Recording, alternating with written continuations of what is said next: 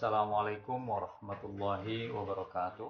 Saya akan membahas tentang filsafat, ilmu pengetahuan, dan Islam. Kita mungkin sudah mengetahui apa itu filsafat, dan kita juga sudah mengetahui apa itu ilmu pengetahuan, dan kita juga sebagian besar sudah tentu sangat mengetahui apa itu agama, apalagi kita sebagai seorang pemeluk Islam. Tapi kita perlu juga mengingat kembali sesungguhnya adakah perbedaan yang mendasar dari misalnya antara ilmu dan pengetahuan. Kalau kita melihat dari terminologi yang di kamus bahasa Inggris misalnya, antara ilmu dan pengetahuan itu memang berbeda. Ya.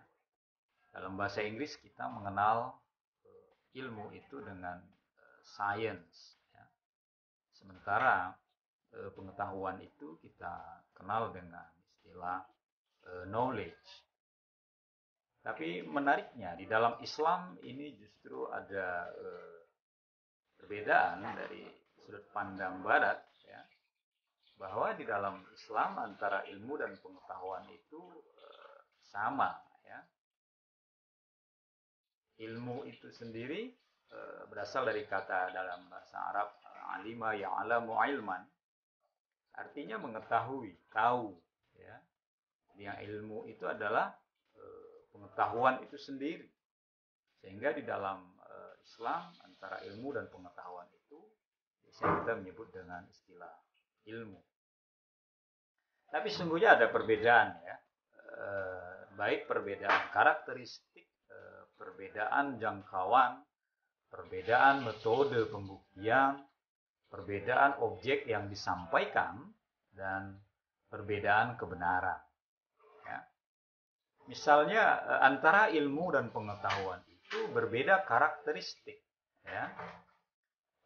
Karakteristik ilmu, kalau ilmu itu ya sudah memiliki sistem yang sudah tersusun secara sistematis. Ya. Sementara pengetahuan dia belum tersusun secara sistematis. Itu perbedaan karakteristik. Lalu kemudian perbedaan jangkauan. Kalau ilmu itu lebih luas, ya, jangkauannya, sementara pengetahuan tidak terlalu luas. Kemudian dalam metode pembuktian, kalau ilmu, ya, itu metode pembuktiannya bersifat objektif, sementara pengetahuan metode pembuktiannya bersifat subjektif. Lalu perbedaan yang lain adalah ilmu itu objek yang disampaikannya telah diuji dan dikaji, sementara pengetahuan itu objek yang disampaikannya belum tentu diuji dan dikaji. Kemudian perbedaan lain ilmu dan pengetahuan adalah kebenaran dalam ilmu harus bersifat umum dan universal. Ya, sementara pengetahuan itu kebenarannya sesuai dengan pemahaman sekelompok orang. Nah, jadi paling tidak ada 5 perbedaan mendasar antara ilmu dan pengetahuan. Saya tidak mengajak Anda untuk memperdebatkan itu, tapi untuk mengingat kembali apa sungguhnya perbedaan dari ilmu dan pengetahuan. Lalu bagaimana perbedaan antara filsafat dan agama? Ya, ini juga menarik karena tema kita hari ini adalah filsafat, ilmu pengetahuan, dan agama, sinergi ketiganya. Perlu kita ketahui bahwasanya antara filsafat dan agama tentu saja sangat berbeda. Ya, walaupun nanti akan ada sisi-sisi kemiripannya atau kesamaannya. Perbedaan filsafat dan agama, misalnya seperti ini, bisa kita lihat dalam teorinya. Ya, kita harus bicara dengan teori, ya, karena tadi yang saya sampaikan juga tadi itu menurut teori para eh, pengkaji filsafat, bahwa kalau agama ya bedanya dengan filsafat, ia bersumber dari wahyu ya. Jadi kalau agama itu sumber utamanya itu tidak kita pungkiri adalah wahyu ilahiyah. Sementara filsafat itu bersumber dari akal budi ya. Baik itu sumber pengetahuan itu rasionalisme maupun sumber pengetahuan itu yang mengatakan empirisme ya, empirisme berdasarkan pengalaman dan pengamatan. Tetapi semua itu dari cara berpikir manusia dengan rasio yang ia miliki. Sementara agama itu sumbernya adalah wahyu. Lalu agama itu dimulai dengan percaya atau iman. Baik ketika seseorang memeluk agama, dia memeluk agama itu karena ia percaya. Ya. Atau ada orang di luar Islam lalu kemudian memilih Islam sebagai agamanya karena dia percaya dengan kebenaran Islam itu.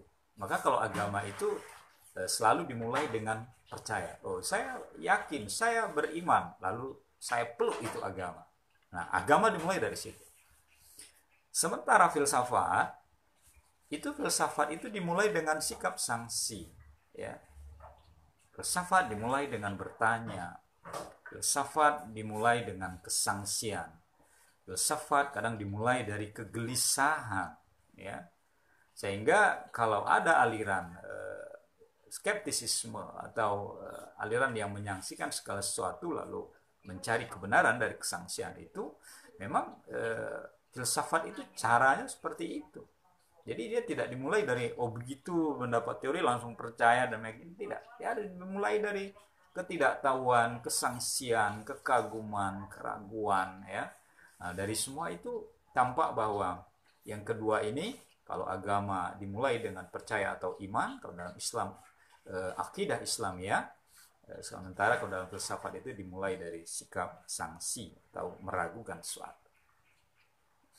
Lalu perbedaan lain antara agama dan filsafat adalah agama memenuhi pemeluknya dengan semangat dan semangat perasaan pengabdian yang tinggi, juga mempunyai efek yang menenangkan jiwa pemeluknya. Tapi kalau kita lihat filsafat, jadi kalau agama itu memenuhi pemeluknya dengan semangat dan perasaan pengabdian yang luar biasa. Ketika seorang sudah beragama itu, wah itu ibadahnya menjadi kuat, mestinya seperti itu ya. Kemudian ketika ada orang yang sedikit saja melecehkan atau menghina agamanya, dia akan semangat untuk membela agamanya, itu luar biasa. Mungkin kita sering lihat juga ada orang yang dia nggak pernah sholat ya, nggak pernah puasa seperti Ramadan seperti ini, tapi kalau dia mendapat kabar itu di kampungmu tuh masjidnya tuh diserang orang, nah, dia akan dengan semangat yang luar biasa akan mencari orang, akan membela, akan melawan orang yang memperlakukan seperti itu. Nah, sementara filsafat ya, walaupun bersifat tenang dalam penelusurannya, namun sering mengeruhkan pemikiran pemeluknya atau pengkajinya. Nah, sering kita temukan ketika seorang mempelajari filsafat, lalu dia galau, lalu dia merasa berubah total atau sikap dia dari yang normal, atau bahkan yang tadinya beragama menjadi tidak beragama. Mungkin segelintir ada orang yang seperti itu ya, yang tadinya bertuhan lalu menolak keberadaan Tuhan, yang tadinya beragama lalu menolak keberadaan agama. Nah, itu mungkin saja terjadi karena filsafat itu walaupun dia bersifat tenang, namun dia bisa mempengaruhi pola pikir seseorang, dan bila seseorang itu tidak bisa melakukannya penelusuran dengan baik, dengan cermat, kemudian apalagi dengan ketergantungannya pada filsafat luar biasa, sehingga dia meninggalkan keyakinan, dia meninggalkan nilai-nilai moral. Nah, ini yang sangat membahayakan kadang bagi orang tertentu, sehingga tidak mengherankan di dalam aliran filsafat itu juga ada ateisme, aliran yang menolak keberadaan Tuhan ya. Lalu kemudian agama oleh pemeluknya akan dipertahankan secara habis-habisan, ya, sebab mereka telah terikat pada pengabdian diri yang luar biasa. Sementara di dalam filsafat, ya, seorang ahli filsafat jika berhadapan dengan penganut atau orang yang memegang aliran lain, biasanya bersikap lunak dan objektif. Jadi sangat jarang kita mendengar kalau ada seorang filosof adu jotos dengan filosof yang lain, atau menghalalkan darah filosof yang lain karena perbedaan pandangan. Itu biasanya tidak kita temukan, ataupun jarang kita mendengar hal seperti itu.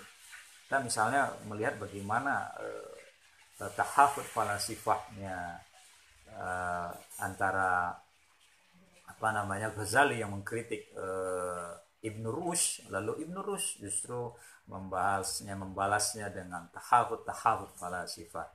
Jadi kritiknya itu memang kritik intelektual, ya, dan berhadapan dengan cara-cara intelektual. Tapi kalau dalam agama kadang-kadang kita melihat ada orang yang sangat mudah menyalahkan orang lain, bahkan mengkafirkan orang lain, walaupun orang yang berbeda dengan dia itu masih dalam satu bingkai agama yang sama, ya.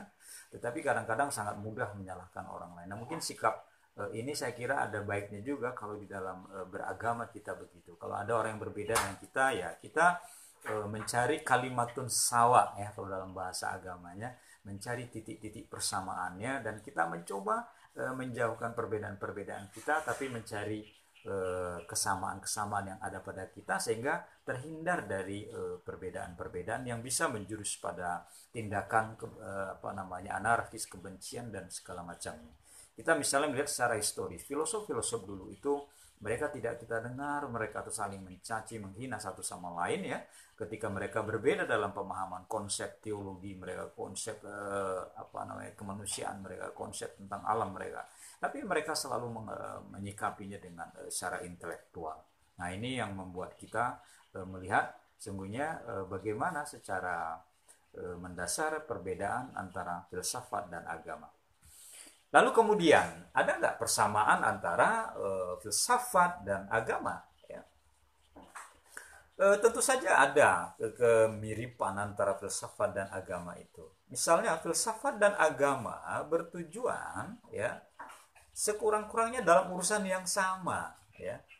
Apa itu tujuannya antara filsafat dan agama itu? Yaitu mencari atau berorientasi yang sama, menemukan kebenaran.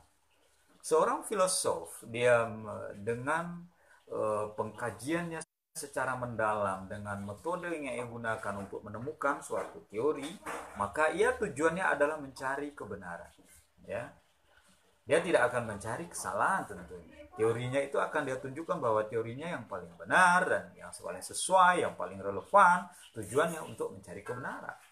Dan kita juga tahu bahwa agama itu juga bertujuan mencari kebenaran. Maka kalau kita dalam Islam, kita sebut Islam itu adalah agama yang benar, dinul haq, ya. Karena agama Islam kita yakini agama yang membawa kita kepada kebenaran. Atau ketika kita bicara tentang Islam adalah dinul qayyim, ya, agama yang mengarah kepada ajaran yang lurus, ya. Lurus itu dalam pengertian kebenaran yang kita pahami ini, karena memang tujuan kita dalam beragama itu seperti itu, mencari kebenaran. Agama yang kita pilih adalah agama yang benar. Dan kalau kita misalnya melihat ada orang yang pindah agama, atau misalnya dia tidak yakin dengan agama, apapun agama yang dia peluk setelahnya, biasanya dengan alasan itu, saya tidak menemukan kebenaran dalam agama ini, sehingga saya harus mencari agama yang lain. Kemudian agama yang saya temukan seperti ini, saya menemukan enlightenment, saya menemukan pencerahan, lalu saya peluk ini agama. Nah, biasanya kebenaran-kebenaran seperti itu yang dicari oleh orang lain. Nah, di situ kita lihat bahwa antara agama dan filsafat itu punya orientasi yang sama, yaitu mencari kebenaran. Namun kalau sifat filsafat adalah mencari kebenaran secara radikal, sistematis, dan universal, ya. Jadi kalau filsafat itu dia mencoba mencari kebenaran itu secara radikal, sistematis, dan universal. Tapi kalau agama, walaupun sama-sama mencari kebenaran dengan filsafat, tapi bedanya ketika agama itu tentang kebenaran itu dia tidak mencari kebenaran, ya. Tapi agama itu biasanya memberikan kebenaran, menunjukkan kebenaran. Ya, jadi kalau kita melihat tujuannya sama mencari kebenaran, agama dan filsafat itu ada, tetapi pada sisi lain sungguhnya agama itu memberikan kebenaran, menunjukkan kebenaran. Ini loh kebenaran yang hakiki, ya. Walaupun manusia sama-sama mencari kebenaran, tetapi agama menunjukkan kepada kita inilah kebenaran yang sungguhnya. Filsafat memberikan kebebasan pada orang lain ketika dia mencari kebenaran itu, ini loh kebenaran yang ditemukan, silakan kepada Anda, dan tidak diharuskan Anda harus meyakini pandangannya. Bahkan Plato itu pernah mengatakan, Aristoteles pernah mengatakan guru saya itu adalah Plato dan saya sangat menghormati Plato sebagai guru saya. Tetapi pandangan-pandangan Plato belum tentu sama dengan saya. Dia menyetujui pandangan-pandangan kebenaran yang diberikan oleh gurunya Plato, tapi Aristoteles mencari kebenaran-kebenaran yang lain yang ia temukan dalam penelusuran filsafat yang dia kaji. Kemudian peran agama terhadap filsafat, ya, adalah meluruskan filsafat spekulatif tadi itu, ya, yang spekulatif tadi itu pada kebenaran mutlak. Jadi kalau misalnya kalau filsafat sama-sama mencari kebenaran dengan menggunakan rasio, tapi kalau agama itu ia mencoba meluruskan pandangan-pandangan rasio yang kadang-kadang belum tentu sesuai dengan pandangan satu agama, sehingga pandangan spekulatif dari kebenaran yang dibawa oleh filsafat itu, maka agama mencoba, ya, memberikan koreksi dan meluruskan bagaimana pandangan yang sebenarnya. Nah, jadi dari sini kita memahami bahwasanya peran agama itu adalah membantu keyakinan manusia terhadap kebenaran mutlak, ya. Jadi peran agama membantu manusia terhadap kebenaran mutlak, dan filsafat memberikan penjelasan-penjelasannya secara rasional. Jadi kelihatan sesungguhnya persamaannya secara umum di sini, walaupun sedikit perbedaan, bahwa filsafat terhadap agama membantu keyakinan manusia dengan agamanya, ya. Apa bantuannya? Yaitu dengan pemikiran yang kritis dan logis. Seseorang beragama meyakini satu konsepnya tentang agamanya, filsafat memberikan bantuan analisanya, pandangan kritisnya. Orang beragama tidak secara buta, tetapi orang beragama dia tetap berpikiran logis. Seseorang beragama dia meyakini kebenaran agamanya ketika ia sudah mengkritisi kebenaran itu, sehingga ia menemukan dalil-dalil yang akhirnya menguatkan kebenaran dan keyakinannya terhadap agama. Nah, dari sini saudara sekalian yang saya hormati, Facebooker yang saya banggakan dalam hal ini, bahwa kita bisa melihat bagaimana sungguhnya kita memperhatikan antara filsafat dan agama itu dia bisa berjalan bergandengan tangan, ya. Kekurangan dari filsafat itu dikuatkan oleh agama. Kelemahan dari agama itu dikuatkan oleh filsafat, sehingga dia jalan berbarengan. Namun ketika kebenaran mutlak yang ada dalam agama adalah berkaitan dengan keyakinan akidah, maka ini adalah kebenaran yang kita yakini 100%. Sementara keyakinan kita dalam filsafat itu, karena ia sifatnya spekulatif, tentu saja kebenarannya juga kita yakini hanya sebatas relatif.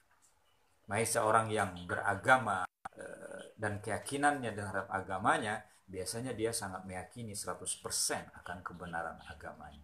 Karena kita tahu, dari awal juga dulu sudah saya jelaskan, filsafat ini hanya dia sebagai alat bantu. Jadi kalau ada orang yang mengatakan bahwa orang terjerumus ke dalam filsafat, itu mungkin hanya orang-orang tertentu saja yang memahami filsafat itu sehingga ia menjauhkan dirinya terhadap agamanya. Padahal saya sudah jelaskan justru agama itu ketika dia dianut dan dikritisi dengan pandangan-pandangan filsafat justru ia semakin kuat. Dan ketika seorang berfilsafat supaya dia tidak liar, maka dia berada di dalam agama yang membuat dia tidak tersesat dalam menemukan kebenaran. Lalu kemudian bagaimana filsafat, kemudian ilmu pengetahuan dan agama bersinergi? Ya. Filsafat, ilmu pengetahuan dan agama, khususnya Islam, itu hubungannya adalah hubungan yang bersifat reflektif. Ya. Dikatakan reflektif karena ketiganya tidak dapat bergerak, tidak dapat berkembang apabila tidak ada tiga alat utama ya sebagai motor penggeraknya. Apa tiga alat yang utama ini? Yaitu yang pertama perenungan yang mendalam, yang kedua adalah akal fikir, dan yang ketiga adalah keyakinan. Perenungan mendalam ini adalah ciri atau karakter dari filsafat. Ketika filsafat ingin menemukan satu kebenaran, dilakukan penelusuran yang mendalam. Dicari dalil-dalil rasionalnya. Dicari metode yang tepat dengan analisa yang mendalam dan berpikir yang radikal. Sehingga di situ kelihatan sungguh-sungguh dalam mencari kebenaran itu.